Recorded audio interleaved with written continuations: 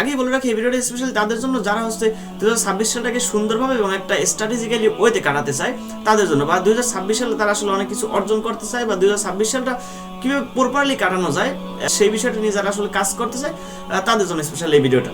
2026 সালটাকে সুন্দর করার জন্য আমরা 4টা স্টেপ ফলো করতে পারি। নাম্বার 1, নিজের সাথে সচেতন যে 2025 সালে আপনি কোথায় সময় নষ্ট করছেন, কি করতে চেয়েছিলেন কিন্তু করতে পারেননি, কোন সমস্যার কারণে করতে পারেননি, কেন করতে পারেননি, কি ভুল করেছিলেন, কোন খারাপ অভ্যাসটার কারণে আসলে আপনি সামনে এগিয়ে যেতে পারেননি, কোন অভ্যাসটার কারণে আপনার লাইফে সবচেয়ে খারাপ সময়টা চলে আসছে। প্রত্যেকটা সমস্যা যেগুলো আপনি 2025 সালে করেছেন বা যেই ভুলগুলো আপনি করছেন প্রত্যেকটা আপনি একটা কাগজ বের করে সুন্দরভাবে লিখে ফেলবেন। যেটা আমি করেছি স্টেপ বাই স্টেপ আমি একটা কাগজে লিখে ফেলছি যে আমি আসলে এই ভুলগুলো করছি, এই অভ্যাসের কারণে আমি সামনে এগিয়ে যেতে পারিনি, এই অভ্যাসটা আসলে আমাকে এই ক্ষতিটা করছে, যেই কারণে আমি আসলে পিছিয়ে ছিলাম এই 2025 সালে, এবং সেইগুলো অবশ্যই আইডেন্টিফাই কর কোন কোন ভুলগুলো করছিলাম, কোন কোন ভুল সিদ্ধান্তগুলো নিয়েছিলাম, যা যা করছিলাম সবকিছু এখানে লিখে ফেলছি। স্টেপ নাম্বার 2, ভুল থেকে শেখা। দেখেন, একটা মানুষের জীবনে ভুল করা এটা কোনো অপরাধ না, কিন্তু সেই ভুল করা থেকে আপনি যদি শিখতে পারেন যে আপনি ওই জায়গাটা কেন ভুল করেছিলেন এবং এই ভুলটার কারণে আপনার এই ক্ষতিগুলো হয়েছে, আপনি যদি সেটা থেকে আপনার প্রপার শিক্ষাটা নিতে পারেন যে আমি এই ভুলটা করার কারণে আমার লাইফে এই ক্ষতিটা হয়েছে, এই ভুলটা করার কারণে আমি এই জায়গায় আটকে গিয়েছি, এই ভুলটা করার কারণে আমার লাইফে আজকে এত বড় একটা ক্ষতি হয়েছে। এই শিক্ষাটা যখন আপনি আপনার লাইফ থেকে নিতে পারবেন, আপনার ভুল থেকে নিতে পারবেন, তখন আপনি মনে করবেন যে ওই ভুলটা আপনার লাইফে অনেক দরকার ছিল। তো এই কথা আমরা জানি যে আমরা ভুল থেকে অনেক বেশি শেখা যায়। আমরা যখন একটা ভুল করে বসি তখন আসলে আমাদের টনক নড়ে, বা তখন আসলে আমরা বুঝতে পারি যে আমরা এই ভুলটা করলাম, আসলে এটা করা উচিত হয় না, বা এই জায়গাটা থেকে অনেক কিছু শেখার আছে।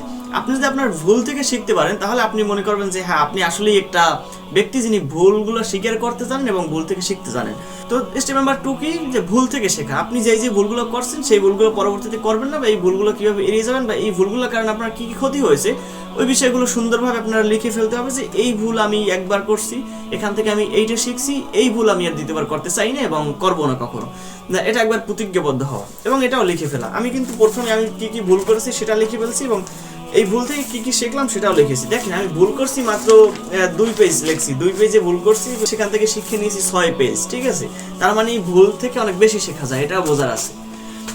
স্টেপ নাম্বার 3, নতুন বছরের জন্য একটি নতুন প্ল্যান করা। অর্থাৎ আপনি এই সামনের যে বছরটা আসতে যাচ্ছে এই বছরটা আপনি কিভাবে কাটাতে চান, কোন মাসটা কিভাবে কাটাতে চান, জানুয়ারি মাসে আপনি কি করতে চান, ফেব্রুয়ারি মাসে কি করতে চান, মার্চে কি করতে চান, তো আপনি কোন মাসে কি করতে চান, কখন কি করতে চান, মানে পুরো বছরটা কি করতে চান, সবকিছু আপনার একটা প্রপার প্ল্যান করা উচিত যদি আসলেই আপনি আপনার সময়টা কাজে লাগাতে চান বা এই বছরটা আপনি আসলেই সুন্দর করতে চান। দেখেন, আপনি জানুয়ারি মাসে কি করতে চান সেটা যদি আপনি না জানেন তো আপনি যেখান থেকে মন চায় সেখান থেকে শুরু করবেন, আপনি মোবাইল স্ক্রল করা থেকে শুরু আপনি যা মন চায় তাই করে বেরাবেন। আসলে আপনার কোনো লাইফে প্ল্যান থাকবে না।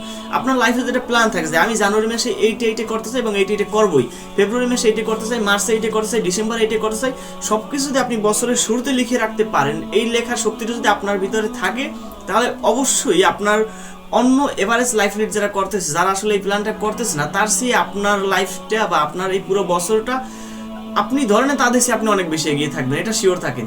তারেক রহমান সাহেব কিন্তু একটি বক্তব্যে বলছিলেন যে আই হ্যাভ আ প্ল্যান, অর্থাৎ তার একটি প্ল্যান আছে যে সে আসলে কি করতে চায় বা সে আসলে কোন কাজগুলো করতে চায়, সেজন্য তার একটা প্রপার প্ল্যান আছে।